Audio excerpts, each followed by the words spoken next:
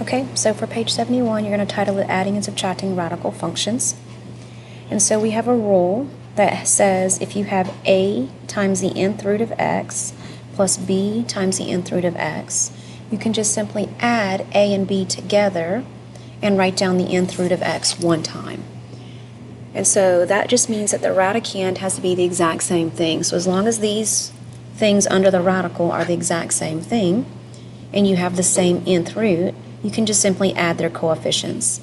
The same thing is true for subtracting them. Alright, so our first example,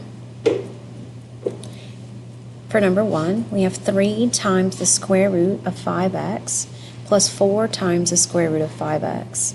So you'll notice that the radicands match, 5x and 5x, but you'll also notice that the index matches as well, 2 and 2, even though you don't see it. So that just simply means you can go ahead and add these coefficients 3 and 4. So you end up with 7 square root of 5x, and that's it, you're done. For number 2, we have the square root of 12 plus the square root of 75 minus the square root of 3. For this one, you'll notice that the indexes match, 2, 2, and 2 for your square root. However, the problem is that radicands don't. So you have to try to simplify these as much as possible one at a time. So the square root of 12 isn't a perfect square, but it has 4 in it. So we're going to write that as 4 times 3 under the radical. Same thing with 75. It's not a perfect square, but it does have a perfect square, which is 25. So I'm going to first rewrite those as a square root of 4 times 3 plus the square root of 25 times 3 minus the square root of 3. Now, we can use our rule from yesterday that says that you can break these radicals up into the square root of 4 times the square root of 3, the square root of 25 times the square root of 3. And so when you do that, you end up with 2 square root of 3 plus 5 square root of 3 minus root 3. Now notice you have all of the same radicand of 3, so you can go ahead and add each of these and subtract. So 2 plus 5 is 7, minus 1 is 6. So your final answer is 6 root 3. For number 3, we have the 4th root of 10 plus 7 times the 4th root of 10. The index of 4 matches on both of them, and your radicand of 10 also matches. You can just simply add the 1 in front of this one, the coefficient, plus the 7 to get 8 times the 4th root of 10, and that's it, you're done. For number 4, we have the cube root of 54 minus cube root of 2. This is the original problem we're beginning with. Now, 54 is not a perfect cube, but it has 27 inside of it, which is a perfect cube. So we write that as the cube root of 27 times 2 minus the cube root of 2.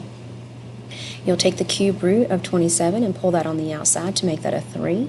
So now we have 3 times the cube root of 2 minus minus cube root of 2.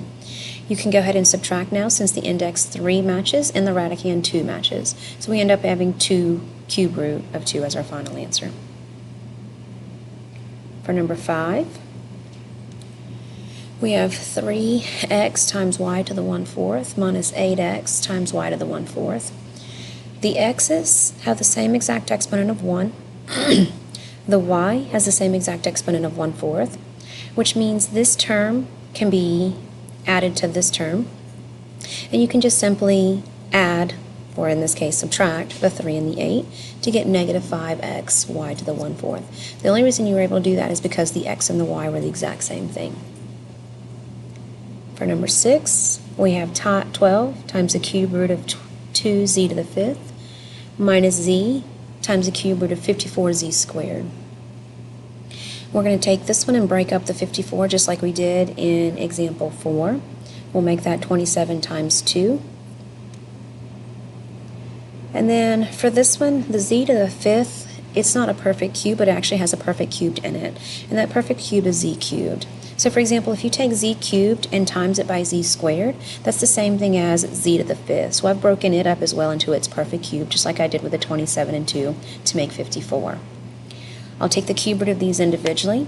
So the cube root of 2 I can't do anything with, but the cube root of z cubed is actually z, because z times z times z is z cubed. So that z will come on the outside with the 12. And then the z squared has to remain inside because it doesn't have a perfect cube. For the 27, we'll take the cube root of that and pull it out on the outside with a 3. So we have 3z. And then the 2z squared have to remain under the radical as well. Now you will notice that the index 3 matches on both radicals, but not only that, the radicand matches of 2z squared. You can now go ahead and subtract these two to get 9z, because 12z minus 3z is 9z, and then your radical expression will remain the same, cube root of 2z squared. And that is it for this page.